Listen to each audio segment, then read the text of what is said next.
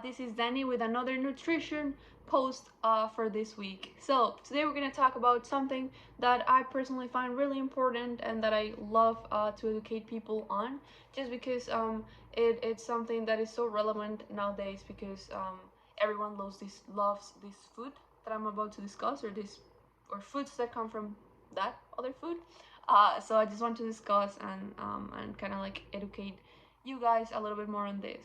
So we're gonna talk about dairy.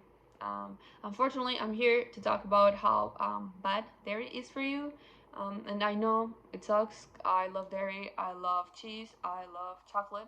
I love ice cream. But unfortunately, it's a food that is very harmful for your health. So I think it's important for you to know how dairy is affecting your overall health. So let's start by talking about.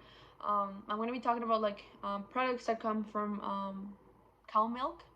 Um, so all the cheeses, ice creams, chocolate, and everything that comes from cow milk, right? So um, milk or dairy has something called lactose, right? So lactose is a carbohydrate, a disaccharide. So disaccharide just means that it's a molecule that is made out of two um, other molecules, right? So um, lactose is made out of glucose and galactose, right? So in order for us to process lactose, we need an enzyme called lactase. So when we're born and we're babies, we have this enzyme because we need that enzyme, like I said, to process milk. Once we start teething and we start growing up, we stop producing, our body stops producing that enzyme, just because like we will have another sources of food now that we have teeth and we're capable of finding other foods, right? So that's why actually only 30% of the population is lactose tolerant. The 70% of the population is lactose intolerant, and it's because we do not have that enzyme anymore. Why is 30% of the population tolerant to lactose? That's just proof of evolution. We got to a point where our body started to keep making this enzyme just because we kept ingesting those products, but it's not natural. It's not how our bodies were not like originally built, or how it works for the most part of the population. So that's why when we consume these products, we get bloated. We get really there's a lot of inflammation going inside of us, and that's not good because that puts us on a fight or flight state, and that helps us, or well, that not helps us because it's not good. That makes us store fat more quickly. So we don't want that. So then you might be wondering, okay, I'll just gonna have those products that claim not to have lactose in them, like skim milk and lactose-free milk and stuff. Those products are not good either because let's talk about first about the products that claim to be lactose-free. So they're not really lactose-free. What happens is that what they do is that they break off the disaccharide lactose into the simple sugars, into glucose and galactose. So they do that for you already, so your body does not have to do it. What happens with that is that since they're already broken down into simple sugars, that means that they're gonna go into our bloodstream like way quicker. It's gonna elevate our sugars way quicker. So that means that our insulin is gonna be high. And in a few weeks ago, we talked about the dangers of how bad it is to have our insulin levels high. So we do not want that, right? Then dairy products, they're like fat-free or light or whatever, and people think that's better for you because there's no fat in it, and like even though fat itself has less calories than carbohydrates and proteins, what happens is that by taking off the fats, because the fats that are in there are both healthy fats and then bad fats, but by taking completely all the fats out of those products, like those yogurts or whatever, um, what you do is that you take away the chance, like the chance to your body of kind of like regulating or bringing down the insulin. Why? Because how I told you last week as well, one of the foods that stimulate the least insulin is healthy fats.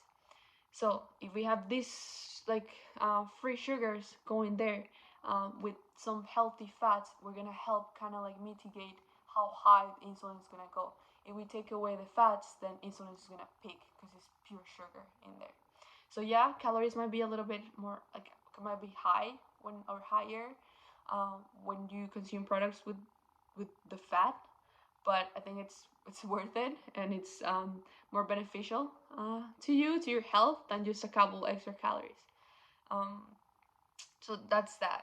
Then on the other hand, why also dairy is bad for you is because dairy has a protein called casein, and what casein that does is that it messes up our intestine type of thing. So in our intestines, how it works is we have kind of like a strainer, right? So that strainer keeps toxins and harmful chemicals out of our intestine, out of our system, right? So it only lets through the good nutrients and all the good substances that our body needs, right? The big ones, toxins, bad stuff, keeps it out so we can eliminate, right? What happens with casein is that casein starts messing up with that permeability. So it leads to something called intestinal permeability. So what it does is that it starts breaking off or making holes on that strainer. So eventually, toxins, bacteria, and all the harmful chemicals or substances start coming into the intestine. So we don't want that because that leads to very like serious diseases like hypertension, high triglycerides. It decreases HDL, which is the good cholesterol, obesity, a lot of other more serious diseases that we do not want. So that's the main reason why we want to stay away from casein and lactose. Um, so that's it. I'm sorry to break it down to you. I'm also a dairy lover, but after learning this information, it made it a little bit easier for me to start holding myself back from dairy.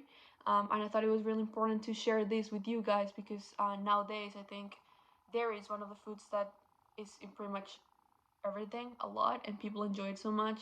Um, and and I think it's important for you to know that it's harmful and that is not bringing you any positive effects like most people tell you, like most even doctors will tell you that kids need milk in order to have strong bones. That's like a myth, and that key is like milk is key for bone formation and all that stuff. And there's other foods out there that actually have more calcium than milk, and a kid can easily grow up healthier and with strong bones without having to consume milk. There's actually been studies that prove that the countries with lower dairy consumption have the less fractures rate and osteoporosis. So there's not really any correlation between dairy intake and bone strength or anything. So the same, there's other foods that have higher calcium. So don't think that your kids or you need milk in order to be healthy, because it's the complete opposite. So just thought I would share that knowledge with you. I hope you found that helpful. And I'm not saying cut off all your dairy products. Don't do that. I know it's hard. We grew up eating dairy. I did too. I'm just saying maybe limit your dairy consumption. Be more mindful. Um, and just try to hold yourself back just a little bit, and you will see how that is going to keep you from having serious health issues later on, and it will help you feel better as well. So hope you have a great week. I hope you enjoyed this post, and keep working hard, and I'll see you next week.